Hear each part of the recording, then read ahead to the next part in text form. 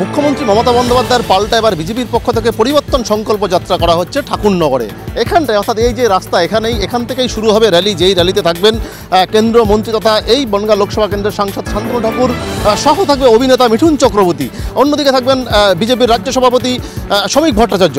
এছাড়াও একাধিক বিজেপির নেতৃত্ব থাকবেন এই মতুয়াগড়ে, যেখানে মুখ্যমন্ত্রী মমতা বন্দ্যোপাধ্যায় তিনি এসে এই রাস্তা ধরেই তিনি কিন্তু পায়ে হাঁটছিলেন। বিরোধীরা প্রশ্ন তুলছিলেন তিনি এই রাস্তা দিয়ে হাঁটলেও ঠাকুরবাড়ির কাছে গেলেও কিন্তু ঠাকুরবাড়িতে গেলেন না, জানিয়ে কিন্তু ইতিমধ্যেই বিতর্কের ঝড় বয়ে গেছে। মুখ্যমন্ত্রী আসার রেশ কাটতে না কাটতেই তার মধ্যে এবার বিজেপির এই পরিবর্তন সংকল্প যাত্রা, আর এই মতুয়াগড়ে এবার বিজেপির এখান থেকেই শুরু হবে বলে তারা জানাচ্ছেন, যে অর্থাৎ যে 26-এ যেই পরিবর্তন, সেই পরিবর্তন কিন্তু এই ঠাকুরনগরে যে মতুয়াগড় এখান থেকে কিন্তু শুরু হবে তারা জানাচ্ছেন। এই পদযাত্রা থেকেই মিঠুন চক্রবর্তী বা কী বার্তা দেন, বা এই কেন্দ্রীয় মন্ত্রী শান্তনু ঠাকুর তিনি বা আগামী যে ভোট 26-এ তার আগে ঠিক কী বার্তা দেন এই মতুয়াগড়ে দাঁড়িয়ে, এখন সেদিকে কিন্তু তাকিয়ে রয়েছে রাজনৈতিক মহলও।